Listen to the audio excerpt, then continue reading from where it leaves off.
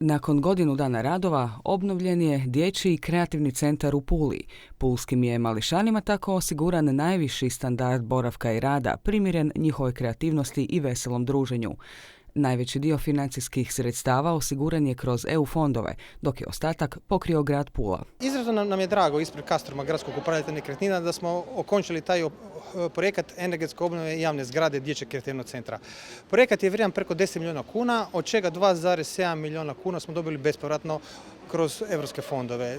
Jedno veliko hvala i Ministarstvu prostornog uređenja i graditeljstva i imovine i Ministarstvu regionalnog razvoja i fondova Europske unije, što su njihovim sredstvima olakšali da ovu investiciju okončamo u roku na dobrobit sve naše djece.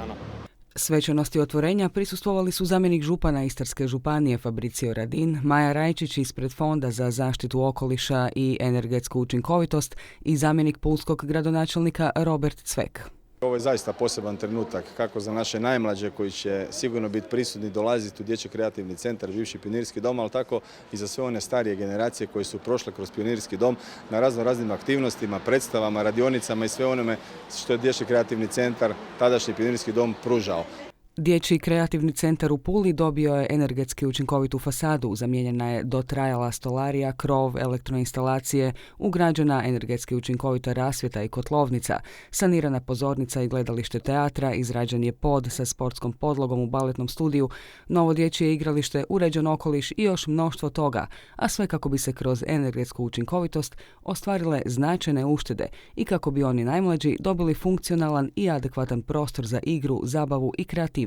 Zaista smo ponosni da smo i ovim projektom na ovaj način osigurali jedne vrhunske savršene uvjete upravo za one najmlađe kojima je to najpotrebnije i za koje je uvijek poseban užitak i zadovoljstvo raditi ovakve projekte.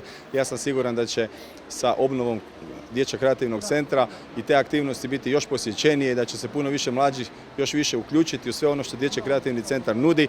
I evo, ja sam od srca poželio da Dječji kreativni centar bude pun i što bučniji.